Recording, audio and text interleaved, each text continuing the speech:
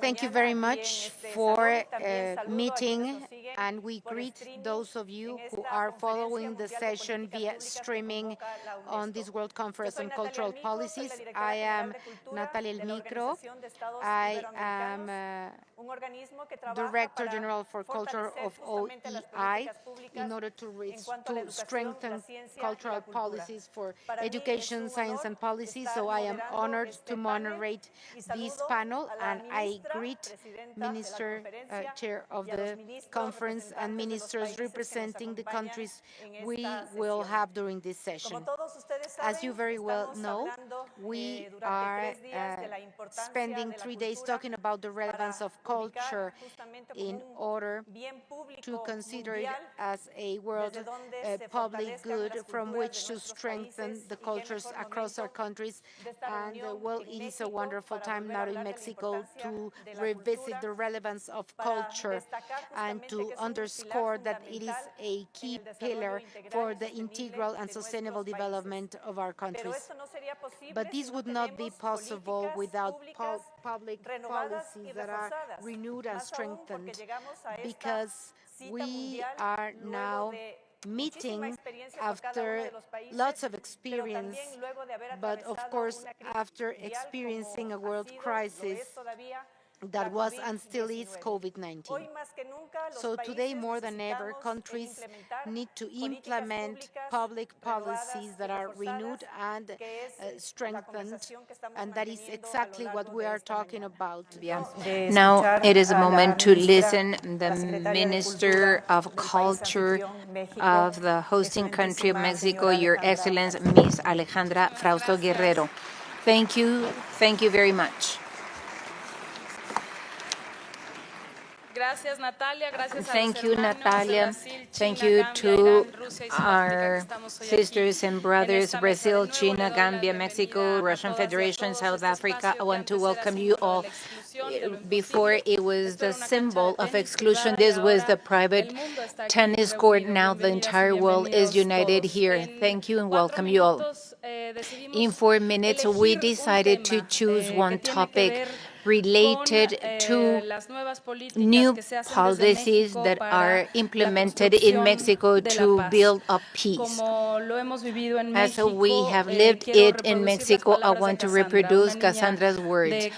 She's a 14-year-old girl from a complicated area in the periphery of the city, and it says, society is breaking up and everyone wants to look for their own interests. There are always social classes wars that are not ending. I want to tell youngsters that culture and arts is a way of expression, is not a waste of time. It is the binding element that can unite this fragmented society. Our President López Obrador, humanists, receive a broken country because of the presence of violence and corruption. After several decades of a neoliberal government, where it was easier to possess than building up, which resulted in an overwhelming inequality and an increase of violence. The violence broke up a generation. It produced boys and girls that didn't know about peace. Now, under this transformation, Live on Mexico, with this current administration, is where violence is happening, but we're trying to build peace through culture for the sake of all, first of poor. This is the guideline that we have in the country for the last 4 years, because there is no peace without justice, and peace is built up every day. How can we do that? Through community culture, a government program led by the Culture Ministry, and that is the alternative that Mexico has in those spaces where there has been more violence and that has been left back. And why to deal with the youngsters? Well, people in those areas have a lack of opportunity and are the ones that are making them to be criminals. They are the core of our attention, and we need to provide alternatives to childhood and youngsters to take them out of the road of having short life. And the art and community has a great power. Could be through music, an orchestra, choir, theater, circus, photograph, film, painting, in order to transform their days. Childhood and youth, they learn how to make community. They know that they can transcend by creating and expressing. Based on art, the fear, anguish, and happiness and hope can be represented. The human being from the moment of its birth up to death is also recognized because of culture and gives them a sense of belonging, the adrenaline to be on the stage. Unfortunately, this is also given by violence. And let's be strategic to build up cultural policies. Let's have a sense of urgency in this. I'm just showing you several examples. Yesterday, you heard the theater group of Canacin in Yucatan, one of the places with the most highest violence in the family because of alcoholism. They were part in the opening ceremony yesterday by showing also these performing arts. Probably some international newspaper presented children that are having weapons, and this happened in an area because of this war against drug trafficking. There was a self-government and the community closed its doors. Children have to change and exchange their weapons for puppets and poems, and they are building a more just world. Today, we are building up a different future based on culture. I want to invite you to build up the reconciliation and peace through this extraordinary power that we have in our hands. Thank you very much. Right now, we will give the floor to two observers who are also part of this panel. Then, as you know, the organization of this conference also gives space to observers that belong to international organizations, NGOs, and civil society. Therefore, I would like now to introduce Ms. Lubna Mariam, who is the Artistic Director of Shadhona of the Center for Advancement of South Asian Culture. Welcome. You have the floor, ma'am.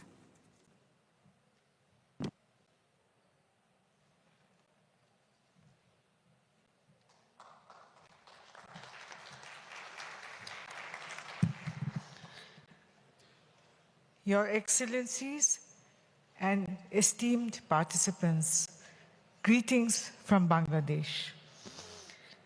Also, thank you, Mexico.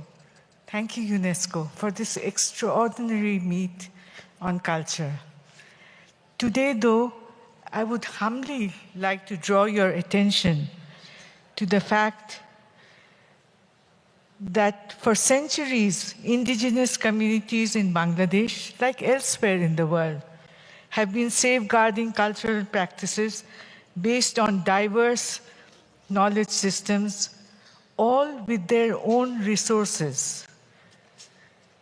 The need of the hour is the constitution and recognition of an ecology of knowledges, including the beliefs, opinions, magic, idolatry, intuitive or subjective understanding, even spirituality within these indigenous communities, thus acknowledging the idea of an epistemological diversity of the world while recognizing the existence of a plurality of knowledges beyond scientific knowledge. Given the crisis of modern values and the ongoing global ecological disaster, instead of privileging the West and its distinctive notion of progress and civilization, there is an urgent need for a dialogue between the various systems of knowledge or knowledges. This is a dialogue between different cultures that are set on an equal standing, an intercultural dialogue in which knowledge is understood as interknowledge.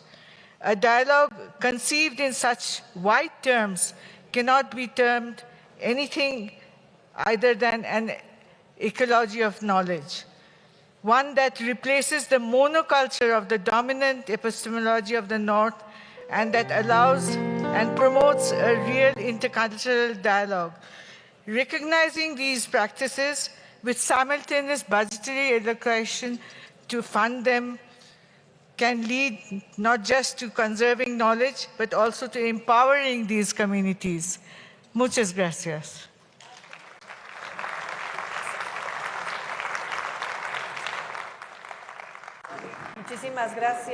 Thank you for Lumna Mariam participation. Now we would like to give the floor to the permanent representative of Germany in UNESCO who wants to have this replica right. Can you hear me? Thank you very much, dear friends, dear colleagues. We're speaking about high values, about renewed and strengthened cultural policies. However, the Honorable Vice Minister of the Russian Federation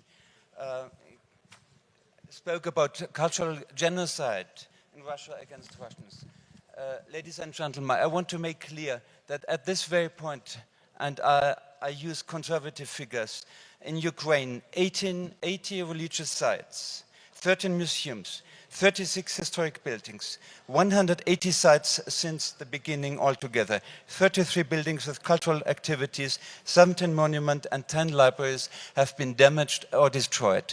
To speak about cultural genocide, about Russians is not appropriate, and we all condemn by all means this bloody invasion in Ukraine with all the crimes committed in this context, rape, killing, extra-legal killing, and all the destruction of cultural sites. This has to be said in this room. This has to be said in this conference. Thank you.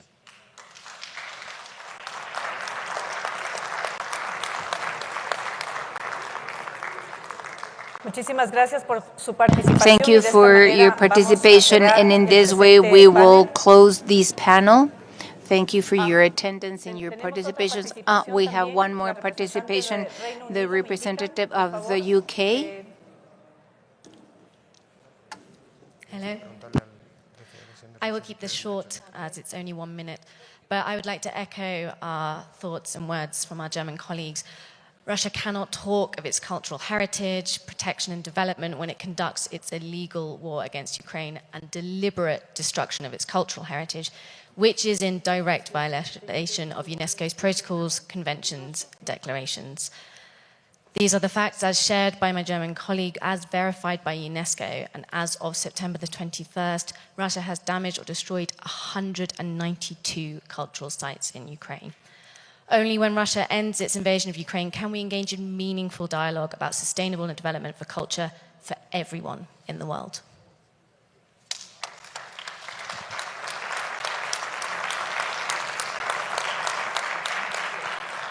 We want to thank the words of the representative of the UK, and since we have had two replicas before the participation of the Russian Federation, now we would like to give the floor. Sir?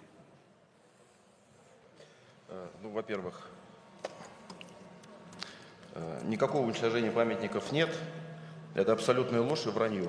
We are not destroying cultural objects. That is a lie.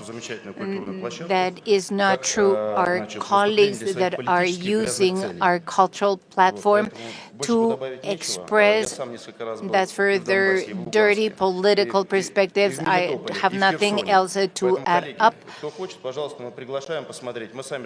So, colleagues, if you want so, you can visit and you can see this by yourself. Thank you very much.